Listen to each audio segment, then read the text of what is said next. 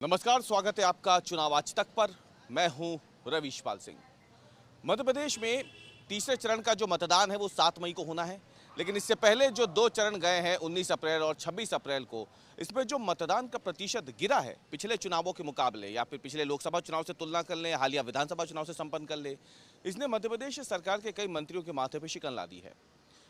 शिकन सिर्फ उन मंत्रियों के चेहरे पर नहीं है जहाँ पे मतदान हो चुका है, बल्कि वो मंत्री भी परेशान है जहां अगले चरण में मतदान होना है।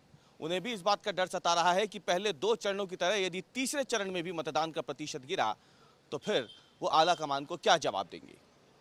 पहले 2 चरण की अगर हम बात कर लें तो इसमें मध्य प्रदेश सरकार के कई कद्दावर मंत्री हैं जिनके क्षेत्र में जो मतदान का प्रतिशत है वो काफ़ी कम हुआ है और इसीलिए चिंता इन मंत्रियों की बढ़ गई है। बड़े बड़े मंत्री हैं, अगर हम बात कर लें राकेश सिंह की, जबलपुर से वो हैं आते हैं, वहाँ पे मतदान का प्रतिशत गिरा है। हम प्रदेश अध्यक्ष वीडी शर्मा की बात कर लें तो वहाँ तो खैर गिरा ही, लेकिन हम मंत्रियों की बात फिलहाल कर रहे हैं। तो आपको बता दें कि कई इलाके हैं जहाँ पे परिवहन मंत्री की बात करें तो उनके क्षेत्र में गाडरवारा में मतदान का प्रतिशत गिरा है। नरेंद्र शिवाजी पटेल हैं, उदयपुरा में मतदान का प्रतिशत गिर गया है।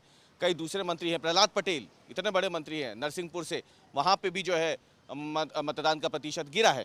तो ये स्थिति जो है कहीं ना कहीं इन मंत्रियों के चेहरे पे शिकन ला रही है। हम आपको एक आंकड़े बताते हैं और आंकड़े से आपको समझाने की कोशिश करते हैं कि कैसे जो मतदान का प्रतिशत है वो मंत्रियों के इलाके में खास तौर से गिरा है। वैसे तो दोनों ही चरणों में पूरे देश भर में मतदान पिछले चुनाव के मुकाबले कम हुआ, लेकिन मध्य प्रदेश सरकार के जो मंत्री हैं उनके इलाके में जो मतदान का प्रतिशत गिरा है उसने इनके माथे पर शिकन ला दी है। और अब वो बगले झाँक रहे हैं कि आला कमान को वो क्या मुँह दिखाएंगे कि आखिर जिस भारतीय जनता पार्टी ने हर बूथ पर 370 वोट बढ़ाने का लक्ष्य रखा था, वहां पे वोट बढ़ने की बजाय पिछले चुनाव के मुकाबले गिर चुके हैं। सबसे पहले हम बात करेंगे नरसिंहपुर से आने वाले मंत्री प्रहलाद सिंह पटेल की। प्रहलाद सिंह पटेल की अगर बात करें तो जो आंकड़ा हमारे पास आया है उसके मुताबिक पिछले चुनाव की तुलना में, जो विधानसभा चुनाव हुए थे उसकी तुलना में करीब 15.24% वोटिंग वहाँ पे कम हुई है। लेकिन इसके बाद अगर देखें तो वहीं गाडरवारा से आते हैं परिवहन मंत्री उदय प्रताप सिंह, ये स्कूल शिक्षा मंत्री भी है। इनके इलाके में, इनके विधानसभा क्षेत्र में 10.42% कम मतदान हुआ है विधानसभा चुनाव के मुकाबले। वहीं मध्य प्रदेश सरकार में उप मुख्यमंत्री हैं राजेंद्र शुक्ल, इनके इलाके में रीवा में 13.05% वोटिंग गिरी है। जबलपुर से राकेश सिंह आते हैं, वहाँ पे 11.05% वोटिंग गिरी है जबलपुर वेस्ट में। राधा सिंह जो चितरंगी से आते हैं उनके 14.92% वोटिंग गिरी है। तो वहीं दूसरे इलाकों में वीडी शर्मा की भी हम बात कर रहे थे, खजुराहो विधानसभा सीट पे भी पिछले विधानसभा चुनाव के मुकाबले 11.32% कम वोटिंग हुई है। और ये जो है इसने मध्य प्रदेश सरकार के भारी भरकम मंत्री हैं इनके चेहरे पे शिकन ला दी है।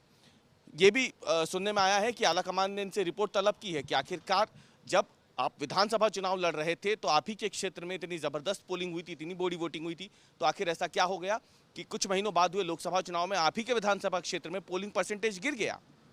अब ये जो है, ये हमने उन सीटों के बारे में आपको बताया जहां पे चुनाव हो चुके हैं, पहले और दूसरे चरण की बात हो गई।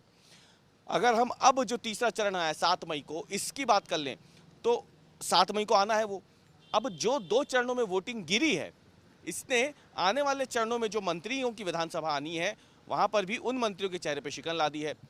गोविंद सिंह राजपूत हैं, सागर से आते हैं, वहाँ पर वोटिंग होनी है 7 मई को। इसके अलावा अगर हम बात कर लें तो कई दूसरे क्षेत्रों में ग्वालियर से प्रद्युमन सिंह तोमर आते हैं, उनके क्षेत्र में वोटिंग होनी है। अगर हम बात करें दूसरे क्षेत्रों की, भोपाल से विश्वास सारंग आते हैं, कृष्णा गौर आती हैं, उनके इलाके में भी चुनाव होना है 7 मई को। कई दूसरे क्षेत्र हैं जहां से लगातार जो है पोलिंग परसेंटेज डाउन ना हो। हालांकि जो चौथा चरण है उसमें भी कई मंत्री आएंगे, लेकिन अभी अगर हम इन चरणों की बात करें तो ये बताता है कि कैसे जो मंत्री हैं उनके इलाके में वोटिंग परसेंटेज गिरा, वो परेशान है। दूसरी तरफ जिन इलाकों में वोटिंग होनी है वहाँ के मंत्री भी परेशान है कि पहले और दूसरे चरण की तरह तीसरे चरण में भी वोटिंग गिर गई तो फिर अंजाम क्या होगा। खबर तो ये है कि आला कमान ने मंत्रियों से इस बात की जानकारी मांगी है और उन्हें चुनाव खत्म होने के बाद जानकारी आला कमान को इस बात की देनी भी है। आला कमान इसके बाद क्या फैसला लेता है सब कुछ उस पर निर्भर करता है, लेकिन बीजेपी आला कमान ने मध्य प्रदेश के कई मंत्रियों को इस बात को लेकर के फटकार लगाई है कि उनके इलाके में आखिरकार पोलिंग गिर कैसे गई।